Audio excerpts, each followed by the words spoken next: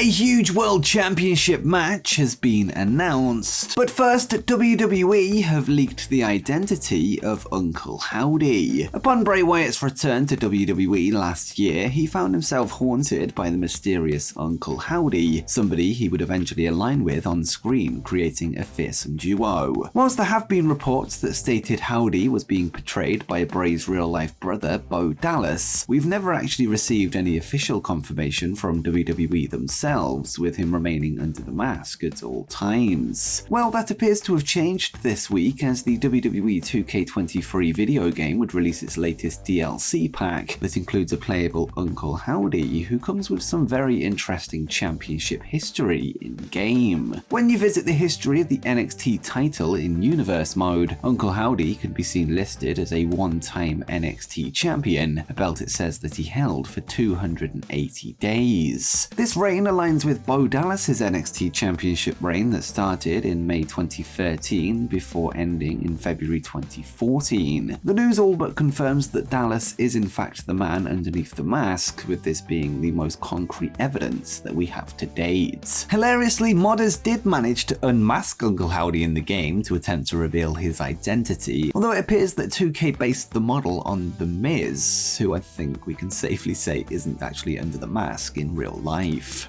Next up, we have an update on an injured All Elite Wrestling talent. At Forbidden Door last month, Bryan Danielson would suffer from what was believed to have been a fractured forearm during the main event match with New Japan Pro-Wrestling star Kazuchika Okada, with the American Dragon taking to the media scrum after the fact to note that he would be out of action for around 6 to 8 weeks. With that said, his wife Brie Bella would later say on Instagram that the knock was worse than first thought. Bryan himself would give an update on the situation last night, with him taking to Twitter to reveal that he has successfully underwent surgery and is now in the recovery phase, and he would write, "Also, to give everyone an update before AEW Dynamite, I got surgery on my arm about 2 weeks ago where they put a steel rod and 9 screws. Surgery went well and I'm on the road to recovery. Thank you all for the support and check out Blood and Guts tonight." There is still no time frame on the length of his recovery, although there are doubts amongst the fan base that he will be back in the ring in time for All in London in Wembley Stadium, with this possibility being optimistic at best.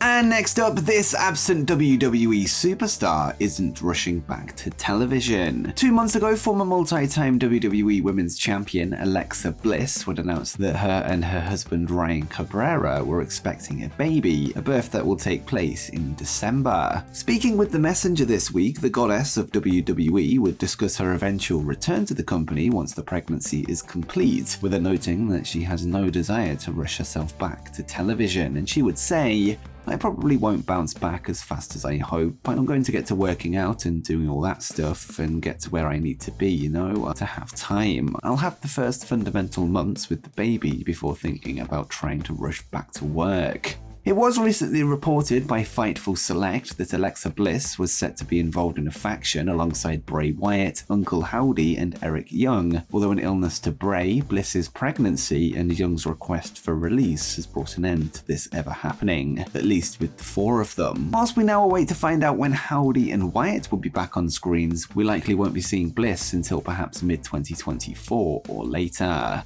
And now let's move on to a story from this week's episode of NXT, where a new champion was crowned. Tuesday's NXT main event would pit main roster superstar Dominic Mysterio against NXT North American champion Wes Lee, this with the title on the line. Flanked by his Judgment Day stablemates, Dom would manage to secure a victory thanks to a referee distraction from Finn Balor that led to Rhea Ripley striking Lee with her WWE Women's World Championship belt, with the challenger following up with a pinfall. The finish brings an end to Wes's 269-day reign as champion, a reign that began in October at Halloween Havoc in the show's ladder match. Whilst the match was scheduled between Wes Lee and Mustafa Ali for the Great American Bash on July 30th for the title, this match will of course no longer be happening. NXT star Dragon Lee would take to Twitter after the title change to issue a challenge to Mysterio, although it's currently unclear if he or Ali will be Dom's first opponent for the title. But what do you make of the brand new NXT North American champion? Let me know in the comments down below. And speaking of titles, a top New Japan champion wants to rebrand his belt. The United Kingdom's Will Ospreay would leave the Forbidden Door pay-per-view as the IWGP United States champion, this after an impressive win over Kenny Omega, kicking off his second ever reign. Speaking at the G1 Climax Night 3 post-show press conference yesterday, Ospreay would reveal that he wants to rebrand the United States belt to give it what he feels would be a more appropriate name and look, and he would say, "This championship was designed to be over in the United States of America. Why is it in Japan? But now I'm in charge of this belt and I am going to make this championship worthy. I'm going to make this championship the most desired and wanted championship ever. Seeing as everybody's doing what they want in New Japan Pro-Wrestling, I'm going to do what I want. I'm going to try and chisel away at this United States symbol and get this flag off this f***ing belt. I'm going to do everything I can to get this flag off this belt. In theory, this should be the Intercontinental Championship." New Japan have had an IWGP Intercontinental Championship in the past, this before it was merged with the Heavyweight Championship to create the World Heavyweight Championship, the unification done by Kota Ibushi. It remains to be seen if Will is simply being a heel in a promo, or if there will actually be a change in the belt in the future, although we'll have to see how things play out in the months ahead. And next up, a former AEW champion wants to wrestle this former NJPW champion. Dr. Britt Baker, DMD, would speak on the Not Just Football podcast this week, where she would highlight a potential opponent for herself in the future, a match that she hopes could happen at next year's Forbidden Door. The Doctor would reveal that she wants to share the ring with former IWGP Women's Champion Mercedes Moné and said, "There is a very famous female wrestler who used to go by the name of Sasha Banks, now she's Mercedes Moné. She is on the circuit, she got injured, but when she heals up, I think anyone and everyone wants to see her in some capacity all over the wrestling scene." Both Mercedes and Baker are yet to have wrestled at a Forbidden Door show in the 2 years they've been running, with that perhaps set to change next time around. With that said, hopefully we can see Moné make her AEW debut even sooner than that, although she is currently out of action recovering from an ankle injury with a return date still unknown.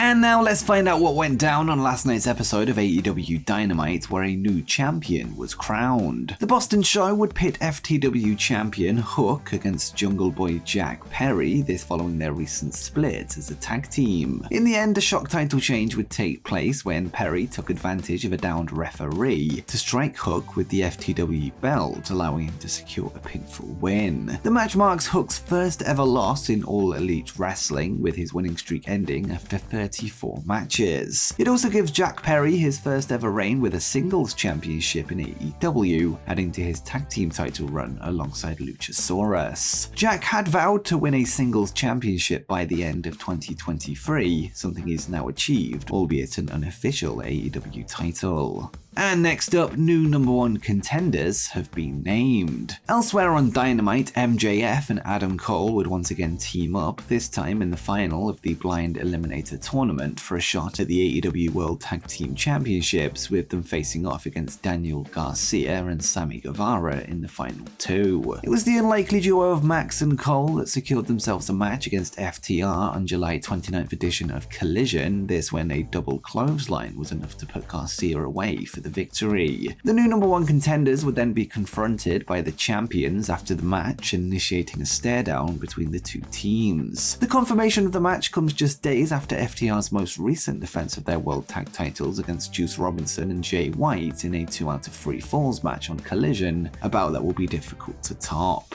Next up, which team left Blood and Guts as the winners? The third annual Blood and Guts match would take place in the main event of last night's episode of AEW Dynamite, with the Golden Elite Kota Ibushi, Kenny Omega, Hangman Page, and Young Bucks battling the Blackpool Combat Club's Jon Moxley, Wheeler Yuta, and Claudio Castagnoli, as well as Pac and Konosuke Takeshita. After what was a brutal fight inside the cage, it was dissension amongst the heel team that led to a victory for the Golden Elite, this when both Takeshita and Pac decided to leave the BCC to fight the war by themselves, this eventually leading to Hangman Page making Wheeler Yuta pass out with a chain for the win. After the show came to a close, there would actually be a show of respect between the men that stuck around for the full match, with the Golden Elite and the Blackpool Combat Club both shaking hands, this after a hard-fought feud over recent months. Kenny Omega would take to the mic to say, If you don't want this to end here, we can keep this thing going, but I think I speak on behalf of all of us. The Golden Elite respects you, you respect this business, you respect these fans. If you want, I'll shorten my career, I'll shorten my life to keep this fight alive, but I'm willing to stick my hand out and shake yours if you guys will let bygones be bygones. Following this apparent peace treaty between the two factions, they are now likely to go their separate ways. On top of this, Omega would then confirm that Kota Ibushi will be back in AEW, and he would say, "But one thing I do respect is that we will see Kota Ibushi again here in an AEW ring. As long as I am an active performer in professional wrestling, I'm gonna go wherever these guys go." With that said, we have not been shown a Kota Ibushi is All Elite graphic as of yet, which appears to suggest that he took part in the show as a one-off appearance without a contract, something we may see change once we find out where the future of the Elite lies, with their AEW deals set to expire in the coming months, with no new agreement yet to be officially in place.